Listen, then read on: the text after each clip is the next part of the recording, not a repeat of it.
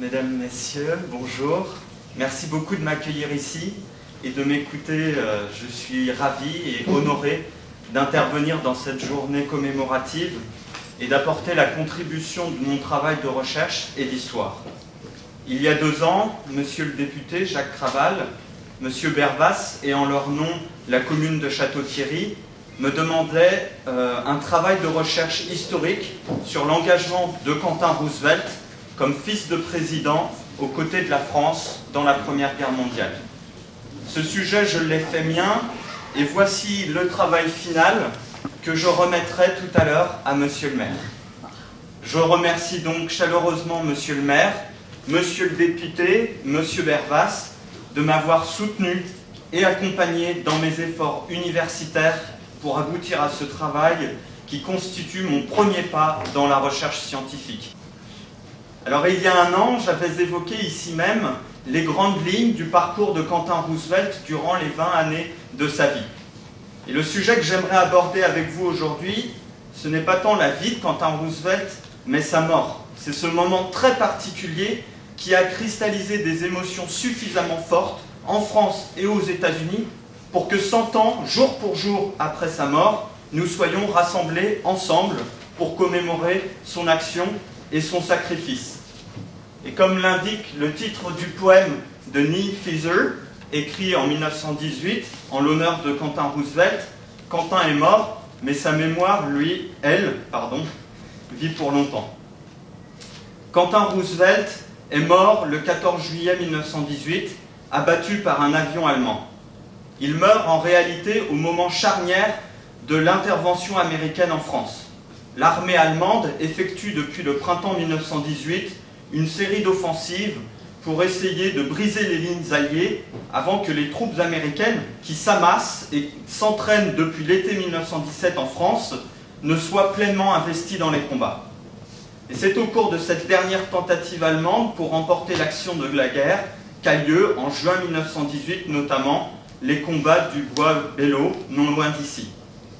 Alors pour introduire ce sujet grave, j'aimerais me saisir d'un document, parmi tant d'autres, anonyme, qui raconte un tout petit morceau de la mort de Quentin Roosevelt, mais qui en révèle en même temps la complexité et l'ampleur de son impact dans les sociétés en guerre. Alors le voici, ce document. Il s'agit d'une carte postale, a priori anodine, envoyée par une famille française, peut-être une mère ou un père de soldats français morts au front.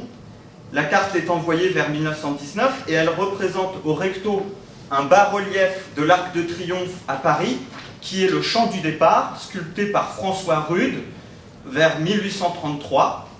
L'expression représente ici une scène du récit national républicain français, qui est l'hymne de la Marseillaise, chanté par les volontaires pour l'armée du Rhin en 1792, en route vers Paris. Et cet élément très symbolique pour la France, il est envoyé à une famille américaine, donc il y a un décalage, mais ce mystère, il se dévoile naturellement au verso de cette carte, où on peut y lire d'abord des vers de Victor Hugo. Ceux qui pieusement sont morts pour la patrie ont droit qu'à leur cercueil la foule vienne et prie. Entre les plus beaux noms, leur nom est le plus beau, toute gloire près d'eux passe et tombe éphémère, et comme ferait une mère, la voix d'un peuple entier les berce en leur tombeau. Suivi de cette ligne, toute mère française ayant donné son fils pour la patrie a reçu du gouvernement la reproduction de ce bas-relief portant ces vers de Victor Hugo et la date de la mort glorieuse. Donc, cas original, Quentin Roosevelt intègre donc dans ce document, en quelque sorte, la communauté nationale française.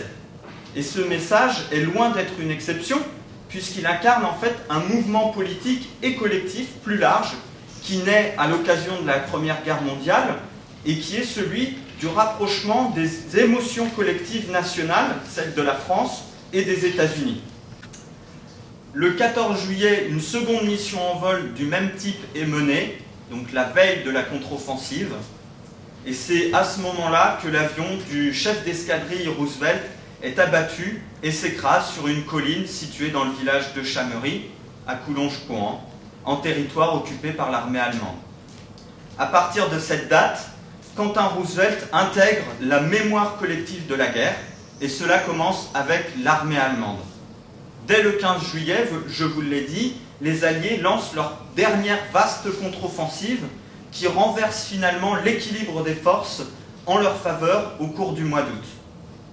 Et les Allemands, même débordés face à cette contre-offensive, organisent une cérémonie en l'honneur de Quentin Roosevelt, dont il retrouve l'identité grâce à ses effets personnels présents sur sa dépouille. Vous voyez sa dépouille sur la photo du haut.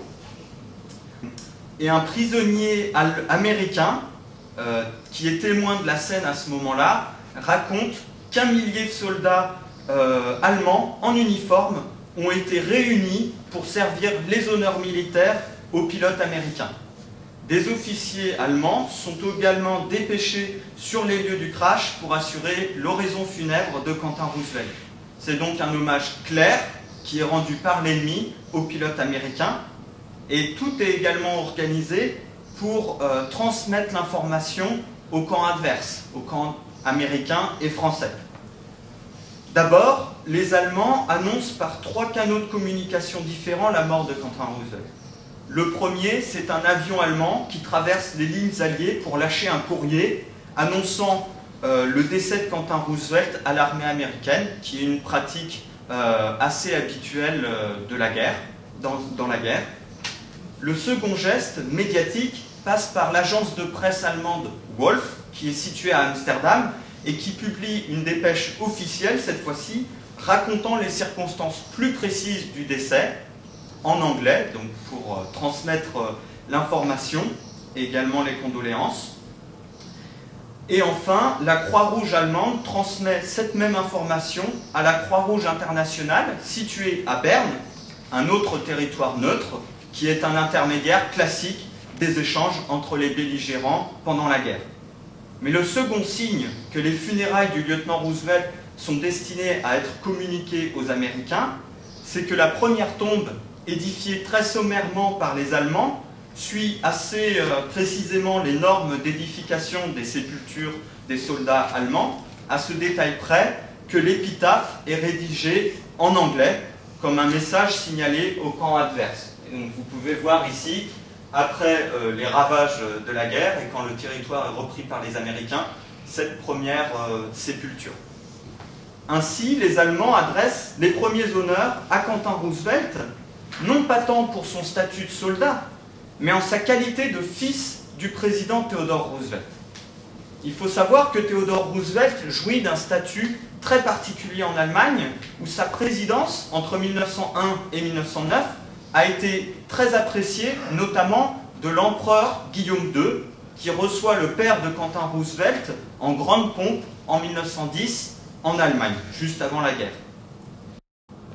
Pour le gouvernement allemand, rendre honneur à Quentin Roosevelt, même dans un contexte aussi périlleux que celui d'une contre-offensive alliée, c'est donc signifier que l'honneur guerrier allemand, si décrié dans la presse par Theodore Roosevelt, eh bien, il existe et il se manifeste de la façon la plus noble par l'hommage rendu à son fils. La clôture de branchage est remplacée par une barrière en bois sculpté, une croix sculptée d'envergure de 2 mètres, que vous voyez en arrière-plan, est dressée à la place de la croix américaine. Des couronnes de fleurs mortuaires sont apportées avec les hommages de l'aviation française. Tous les éléments laissés par les Allemands auparavant, qui avaient été laissés aussi par les Américains, sont retirés. Enfin, une stèle est rajoutée avec gravé l'épitaphe en français, et vous voyez l'importance de la langue, qui indique « Lieutenant Quentin Roosevelt, escadrille 95, tombé glorieusement en combat aérien le 14 juillet 1918, et il précise « pour le droit et la liberté ». Ainsi, c'est l'armée française qui apporte l'intérêt et le soin le plus poussé à la sépulture du lieutenant Roosevelt, affirmant ainsi les liens de solidarité entre les deux armées comme étant des éléments essentiels de la victoire. Alors, quelle est la raison de cet intérêt si marqué de la France pour ce pilote américain, alors que les gestes patriotiques touchent jusqu'ici essentiellement les soldats nationaux? Eh bien, cet investissement pendant la guerre s'explique aisément par la force de l'engagement américain, essentiel et vital aux yeux des officiers français, comme le maréchal Pétain et le maréchal Joffre, et aux yeux du chef du gouvernement, Georges Clemenceau, qui est en contact personnel avec la famille Roosevelt. Oh non, je ne vais pas faire une conférence sur Quentin Roosevelt, rassurez-vous. Mais je pense que vous allez me remettre oui. le mémoire. Alors le voici, version définitive.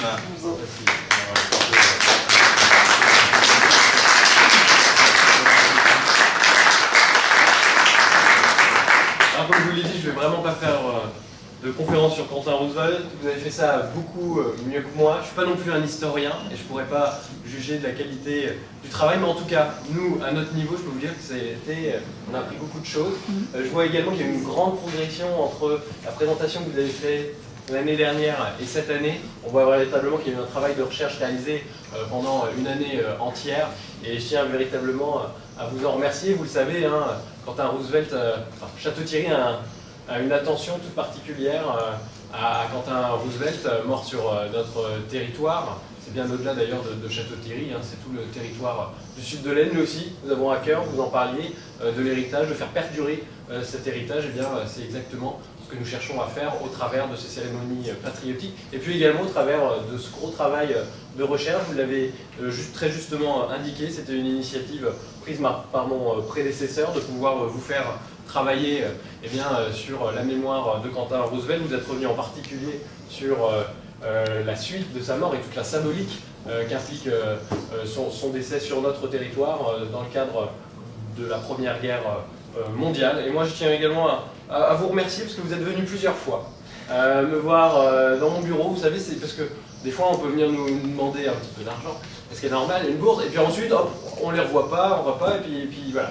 Et là, véritablement, je dois dire qu'il y a eu un vrai souci de votre part, de Vincent Bervas, que je salue, de venir régulièrement à notre rencontre, nous dire où vous en étiez, voir même si on avait des suggestions à vous apporter, des directions sur lesquelles on avait un intérêt tout particulier. Ça, je tiens véritablement à vous en remercier, parce qu'on a vu que c'était pas juste un coup comme ça parti, c'était véritablement un travail partenarial, et je tiens vraiment à vous en remercier, et puis tout simplement à vous remercier du travail réalisé avec un mémoire qui est conséquent. Il ne restera pas dans mon bureau, parce que véritablement c'était également une idée de Michel Fuselier qu'on puisse le relier, surtout qu'on puisse le mettre à la médiathèque, parce que je souhaite que le plus grand nombre de Castel-Théodoriciens puissent en prendre connaissance. Et encore une fois, un très très grand bravo à vous, on a été très heureux de pouvoir vous accompagner sur ce projet. Merci, c'est moi qui vous remercie. Si je peux ajouter un tout petit mot, de mon expérience personnelle, c'est un geste assez rare d'avoir des acteurs publics qui s'intéressent à des travaux et qui soutiennent des travaux universitaires. Et ça a été mon plaisir et mon honneur de travailler pour des acteurs publics qui puissent partager avec les communautés, la population, et vous tous en fait, un travail universitaire. Donc c'est moi qui vous remercie.